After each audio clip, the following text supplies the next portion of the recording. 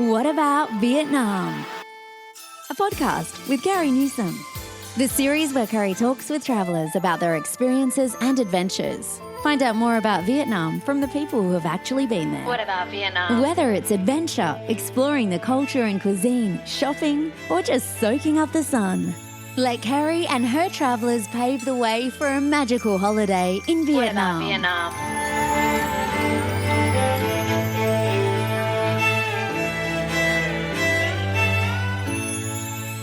Xin chào and welcome to the What About Vietnam podcast.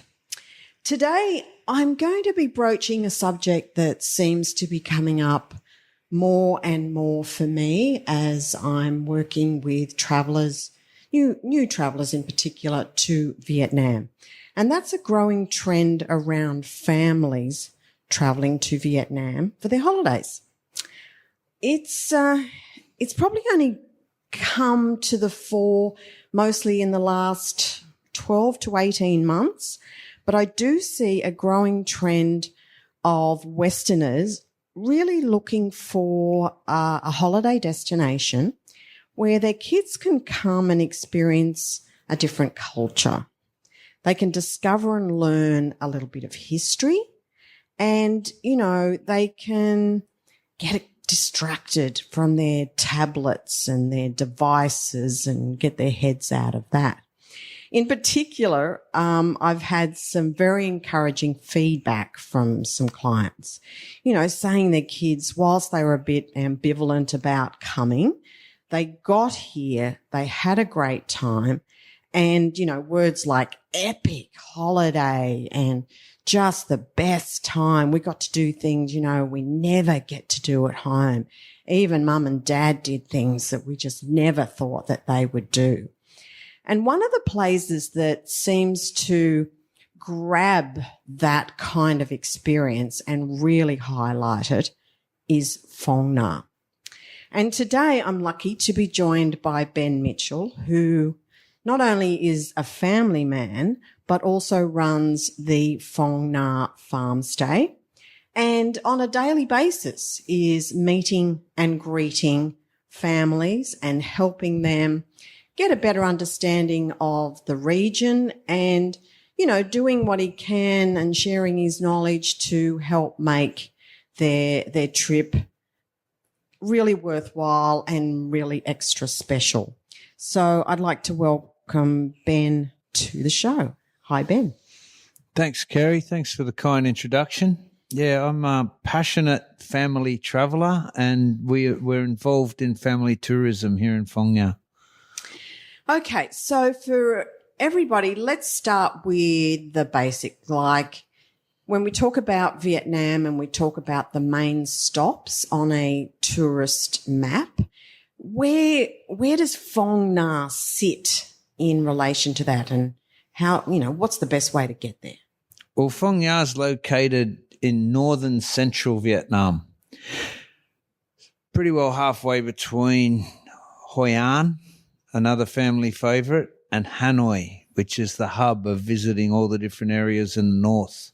Like for me, this trip, I decided to go to Hue, and then I came across by train. And that was a cinch. That was into Dong Hoi, then got picked up by car, and, I'm here in like 35 minutes. So we know that we can get to Dong Hoi, which is the main city by air. It's a proper airport. So you can fly from Hanoi or you can fly from Saigon into Dong Hoi. Train, the reunification train runs top to bottom. So you can pick that up in various places to come to Dong Hoi. Once again, very easy and a comfortable train. Number 3 is private car. So that's an option. And I have done that for some of my travellers so that, maybe they're a big family group or their family, is coming with a second family. So there's 2 families travelling together.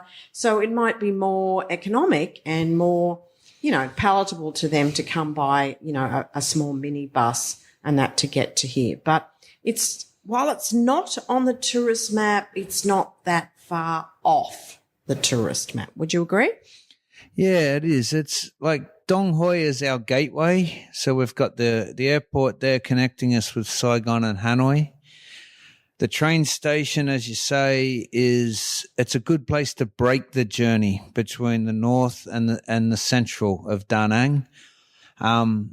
It's 35 minutes with a private car from Dong Hoi station or airport out to us at Phong Nha.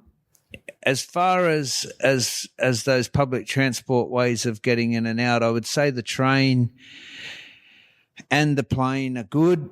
The buses, I'm not sure I'd put my family on the local buses or the overnight buses. The overnight buses. You mean the love buses? They call them sleeper buses. It's a bit of an oxymoron. You don't get much sleep, but they are very cheap. And they are very convenient because, getting from Ninh Binh or Hanoi to Phong Nha, they bring you straight in and out of here. The same with heading south. So cheap and convenient, but probably not the best way to do it. As far as getting south from here, a lot of the best things to see are in between these destinations of Phong Nha, Hoi Da Nang or Hoi An. So by getting a private car, you can actually visit some of these really cool places in between, which is not possible if you're on the train or the bus or obviously flying over the top.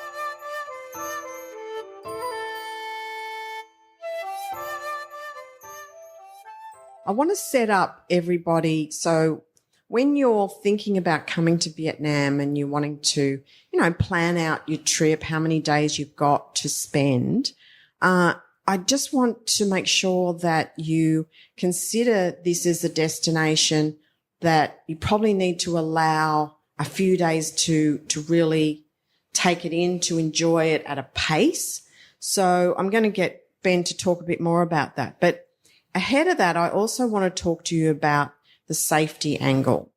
Now, a lot of people think about caving and they think about trekking and jungles and all of that kind of aspect of a place.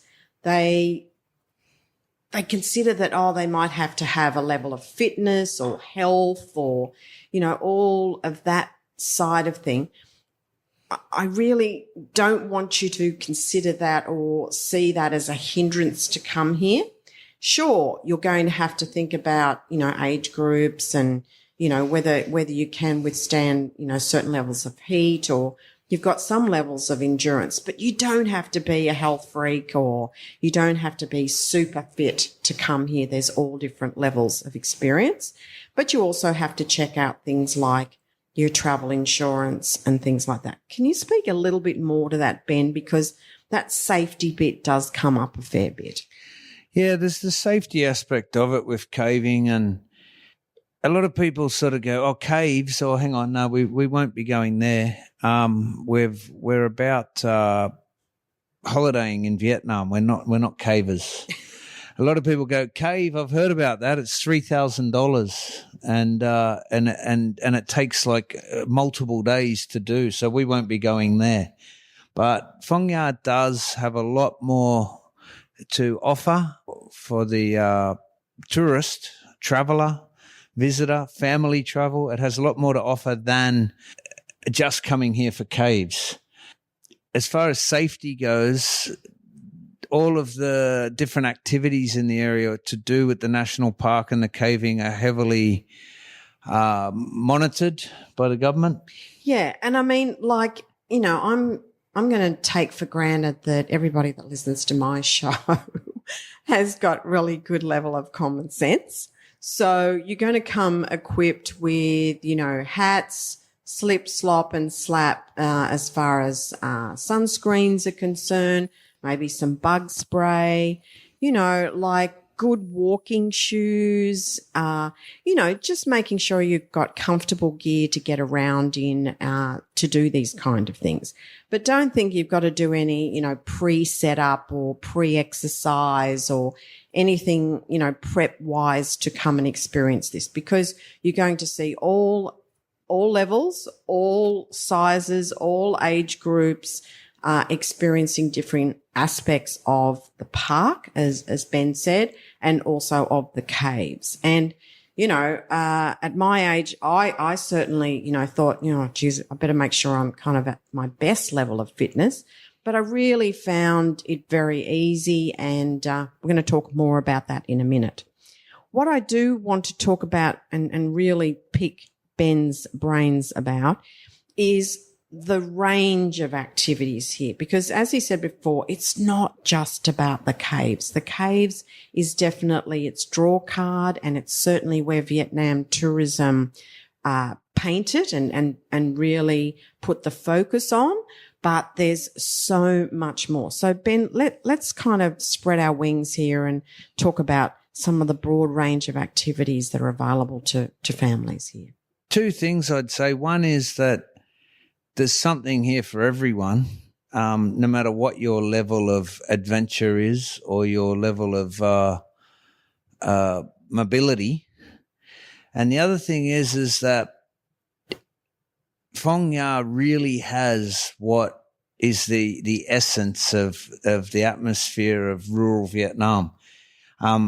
15, 16 years ago, I used to love going to Hoi An and jumping on a bicycle and riding around through the delta behind Hoi An, through the rural countryside, all the farming and the little laneways and things. And over the years, that area has become very heavily developed nowadays, and it's very different to what it was like back then. But, coming here, it very much has that feeling of when you walk out the front of your homestay or your hotel or your farm stay or your accommodation, you're in Vietnam, in rural Vietnam, and to walk out of the village even and around the village is quite or bicycling through the countryside to different locations like the Bong Lai Valley.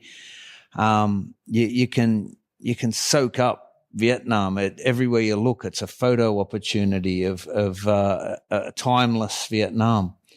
As far as the caves and the national park go, I wouldn't say to come here and just focus on getting to this cave and that cave, because often the best part of the whole day trip of getting out to these places is the actual trip itself.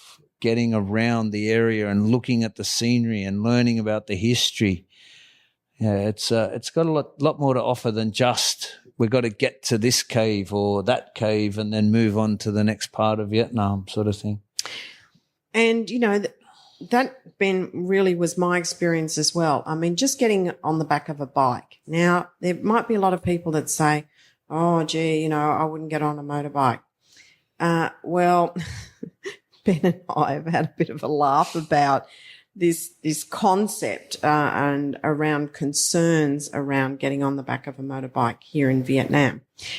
Personally, I'm going to say I feel more confident on the back of an experienced rider, a Vietnamese rider who knows the lay of the land, who's a qualified rider and is employed by an established company. So, you wouldn't want to put your fears ahead of that kind of experience because, as Ben said, getting out and about on that bike, touring through all of those streets that lead through the paddy fields and, you see those beautiful karst mountains and, experience funny little boats that you take the bike on that floats you over to the other side. You ride across hanging bridges and, these are things, and this is where I think the kids get it because they come back with that was epic because in their own countries, whether it's the US, whether it's the UK, whether it's Australia, that kind of opportunity is not going to happen in their everyday opportunity. They're not going to get that on the Gold Coast. They're not going to get that in New York City. They're not going to get that on those kinds of holidays. This is rural Vietnam, and its rustic nature and its ability to facilitate these experiences for a family to do it together. And I'm talking mum, dad, grandparents, right down to young children. I think collectively they all can get something out of it. So maybe Ben, talk to us about, I don't know, the beginning of the duck stop, or I don't know, what's a duck stop?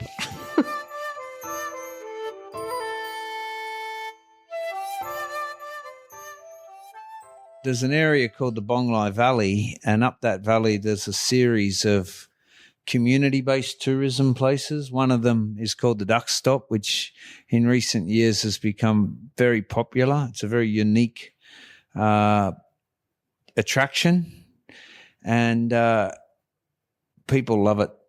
Kids love it. Adults love it. Adolescents love it. Grandparents love it. Everyone loves it. It's huge. But what it basically is a local person who's by the name of Quinn, actually, and he's trained his ducks, and he employs people to Training a duck. Well, there you go. he is employed. It's hard to explain, and everyone that goes there tells everyone to go there. Right. Yeah. But along that valley itself is a great day trip. You can buy farm to table lunches at local people's houses along the valley. You can ride around it by bicycle. You can go out there by a Phong Nha rider, by one of the local motorbike taxi riders. There's a place up the top of the valley where they've got what they call the monkey bridge and a big swing over a cliff. The monkey bridge is where you're challenged to ride a bicycle across a very narrow bridge over a pond, and it's a fun day out, the Bonglai Valley, full of community-based tourism. And with the community-based tourism too, that relates back heavily to the way that you would see the national park. I mean, you can book a national park tour, or you can rent a car, or you can rent a scooter yourself and ride around the national park if you're that way inclined. But probably one of the best ways to do it, and one of the things we're proudest of, is the hopping, as Kerry just said, hopping on the back of a local rider, going to the Paradise Cave, the Botanical Gardens, which is a jungle trekking area and swimming area, going to historical sites like the Eight Lady Cave, going to the Nyuk Mok Eco Trail, where the geysers come up from a cave system, geysers of cold water where you can swim in the jungle there. The Dark Cave, the Mok Nam, these different facilities around the park, different attractions, different places, can all be visited by, renting a motorbike rider for the day. The motorbike riders that we deal with are local people from local households. So each motorbike that you rent is sort of a day's income for people. And it's quite inexpensive, really, from our side, from the Westerners, visitors' side. But for the local people, it's a great income. So it's a good support to the local community.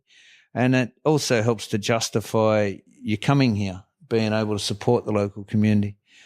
From a safety perspective, with those community-based riders, community-based tourism workers, from a safety perspective of going with them, I personally wouldn't recommend it if I didn't believe in its safety, but that's my opinion. But to date, we've not really had any issues in the decade and a half we've been working with that. We do get some problems with tourists who rent bikes and ride themselves around the park. That's a fairly regular problem. People take a bit of skin off, or they break a bone, or something happens. I'm not a big fan of that, but I am a very big promoter of going around the park with the local licensed riders who do it daily. These people used to be hunters. They used to be timber cutters. They are used to carrying loads on their motorbikes. But nowadays, rather than working in these unsustainable industries like timber cutting and hunting, they're working in tourism. It's a great system. We work out with our guests based on what they're interested in, what they'll see for the day. We discuss that with the riders.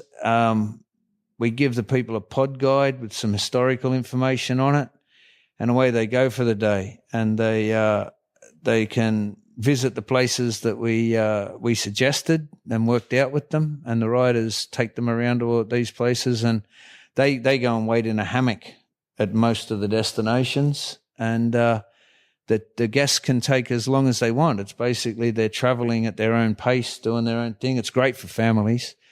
All the riders are well versed on and well aware that mothers like to be able to see all their kids for the whole way around. So yeah, it's a really good system.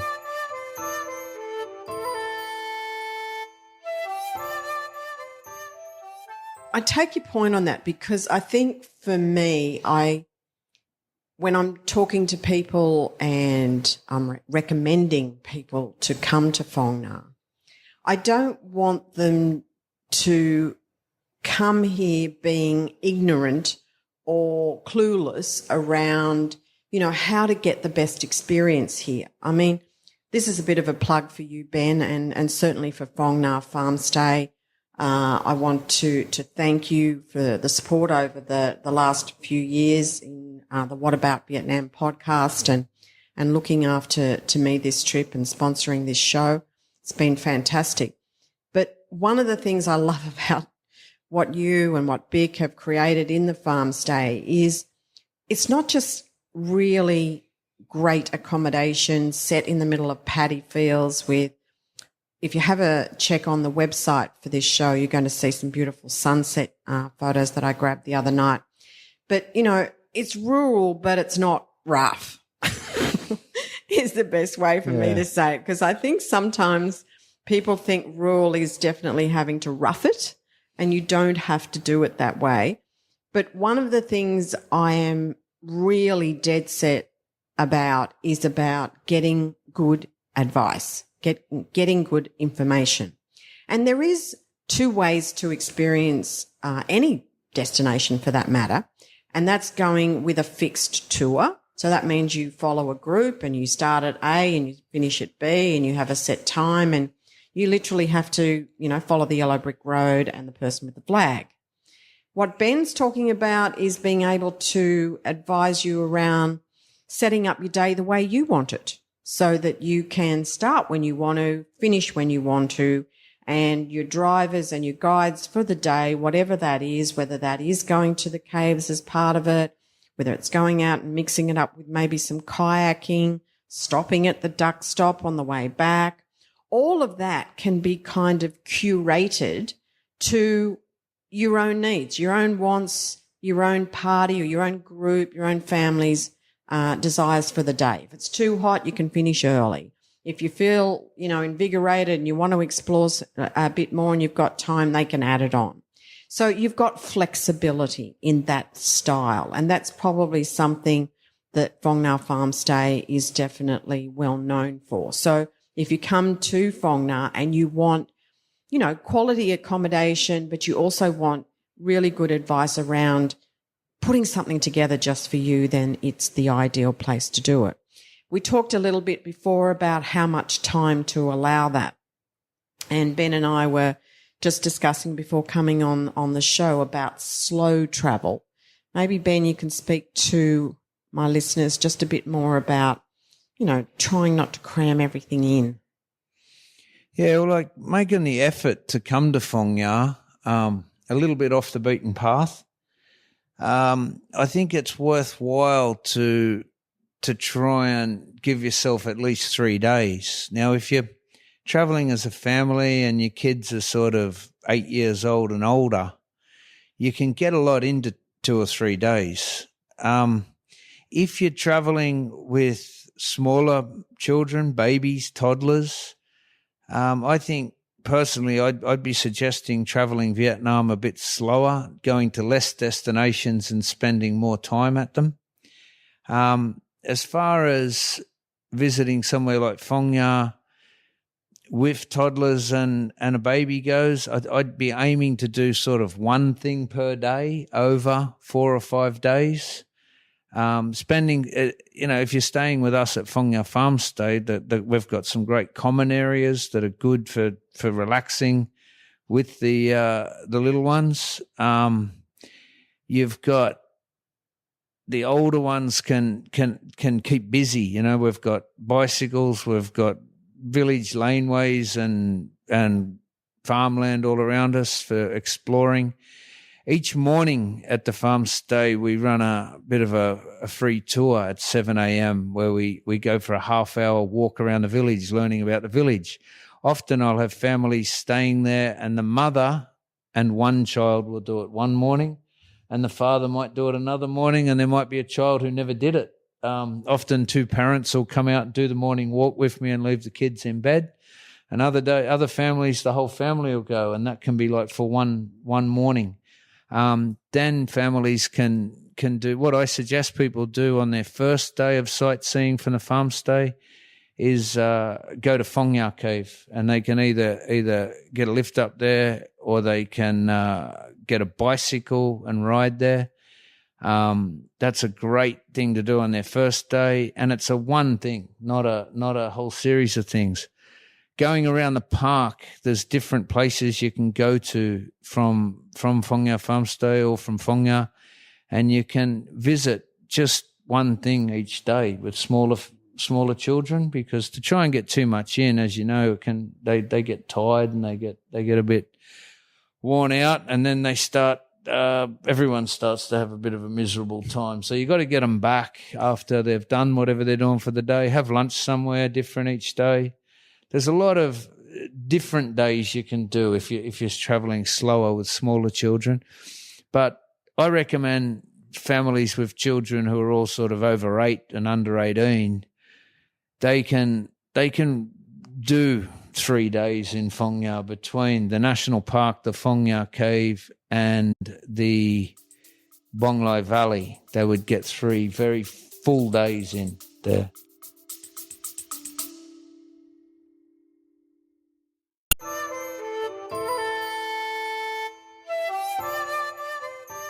You may see at the beginning of the show notes in the podcast channel that you're listening from some words that say text me a message. It's a great idea, don't get me wrong. I love hearing from you, and that, whether that's your thoughts on the episodes, some questions, messages of appreciation. I just love the feedback. It's really great. However, I feel it remiss of me to not thank you for them, but to not be able to respond directly to you. So if you have sent me a question, and I've got lots, and you haven't heard from me, there's a really good reason why. I actually don't have the ability in the technology to respond to you. They kind of expect that you would or I would answer the questions in the form of a show. And there's just kind of too many, and I just think it's just too personal not to do it that way. So I wanted to alert you to the fact that if you do send me a message through that connection option, I'm not going to be able to respond to you directly. So if you do have a question, and it is time sensitive, or you want to send me any kind of message, can I suggest the following 2 ways? 1, send me an email to whataboutvietnam@gmail.com. That is the email address that I have the most constant access to, and I will aim to get back to you ASAP. Secondly, if you go to the website for the podcast, which is whataboutvietnam.com. If you scroll right to the bottom, there is a chance for you to leave a voice message. Now, in that voice message, I can respond to you equally with a response in voice. So if you want a quick response, that's your next best way. But I just wanted to get this into the show, make you aware of this, as it really is becoming problematic. And I've just got too many, and I can't kind of go naming people and answering each question. That's just a little bit silly. So if you have sent me a text message before and you're waiting on a message back as a response, I'm so sorry. I cannot do that. But if you want to send the question again, I'd be more than happy to answer.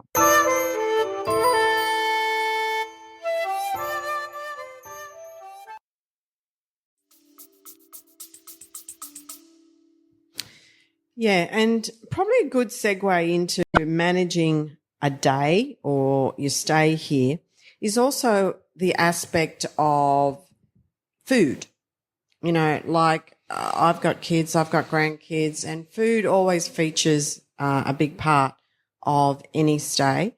And I've had some concerns from parents who have come to me and said, oh, you know, I don't think my kids are going to eat Vietnamese. And I've said, well, that's okay, because there's all types of food that is available to them in Vietnam. Do you want to speak to that, Ben, just on the, you know, availability of food types here?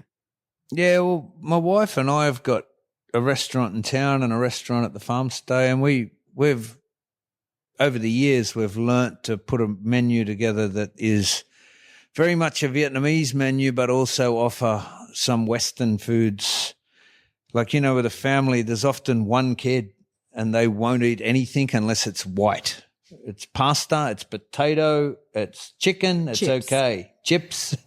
But then, chips. you know, and I mean, then there's everyone in between that level, and we'll eat anything. So we've got our menu's structured to sort of suit a wide range. But around Phong Nha, we've got everything from an Indian restaurant to pizza restaurants to Vietnamese restaurants to very local restaurants that only sell snails and duck eggs. You know, we've got all levels. So Okay. And, you know, I think for everyone, we've got chips covered. Well, so- one thing I would mention too, we've got a very good vegan restaurant in Phong Nha, very which important. I should have gets mentioned incredible reviews. that. Oh, good to The know. Phong Nha vegan.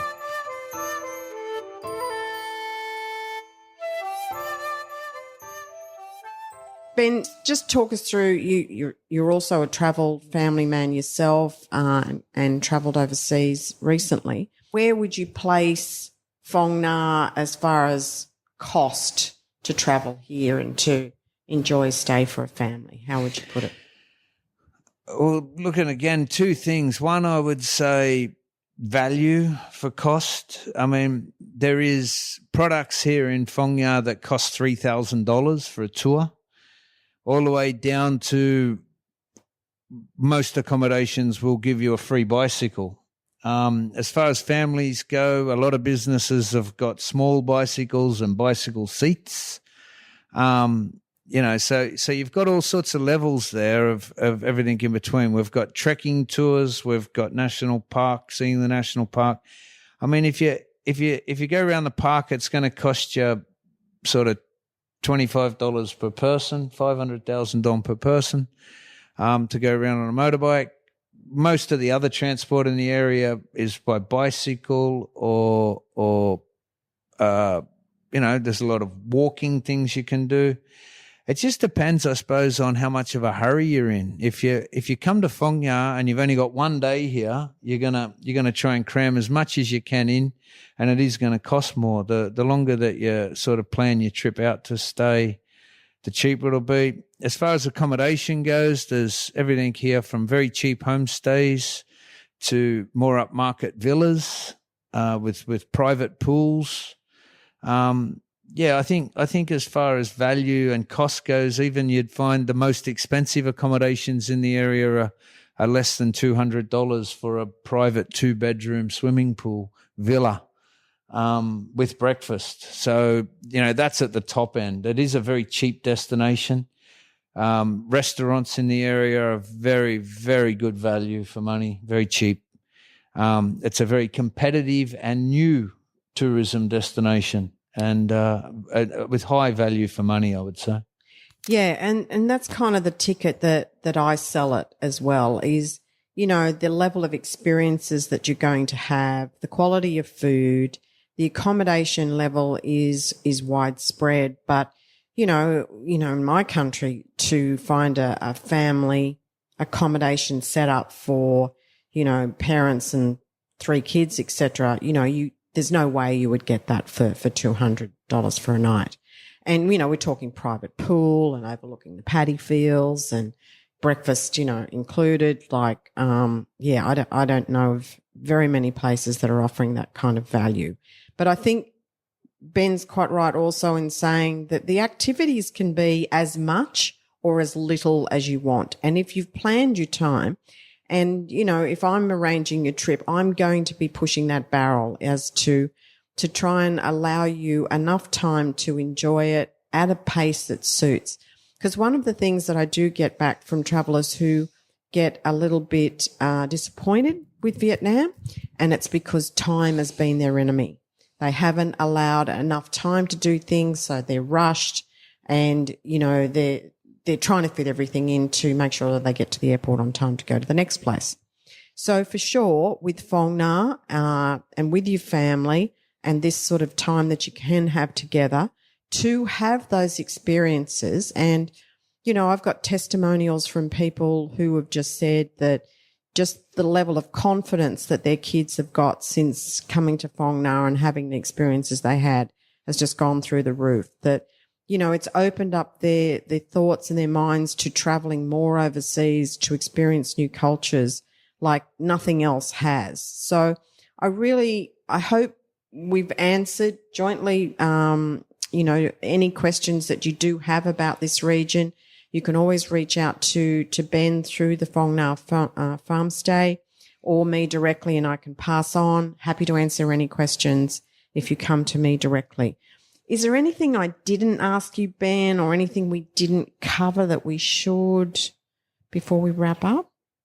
I'd go a little bit deeper into getting here and getting away. I think it's good if you're traveling as a family, as you've said, it can be economical to go by a private car over the public transport, and that would allow you to then visit sites around the DMZ like the Vinh Moc Tunnel system and the Ben Hai River Bridge.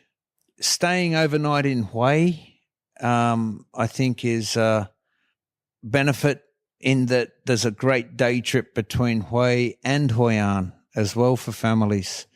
Visiting, you know, Hai Van Pass, waterfalls, cemeteries, tombs, historical sites, beautiful scenery, coastal scenery. So, you know, heading south or coming from the south into Phong Nha you can turn the actual transit into a big part of the trip as well.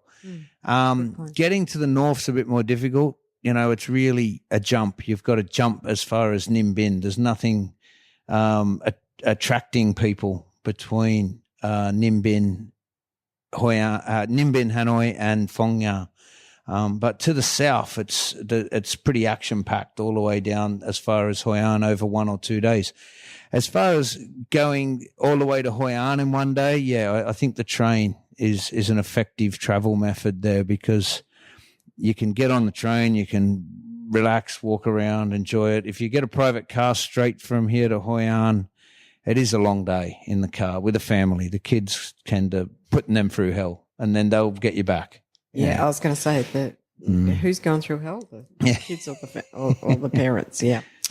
I'm game enough to say that. You're not, Ben, but my kids are far enough away from me to do that at the moment. Okay, Ben, great to have you on the show. I'm thoroughly enjoying my time here, and I think you will too. As I said, come back to us with any questions that you have, and we'll see you on the next show of What About Vietnam. Thanks very much, Kerry. Thank you for listening. Check out the episode notes for more information. What about Vietnam? Don't forget to subscribe, rate and review, and stay tuned for more fun adventures in Vietnam.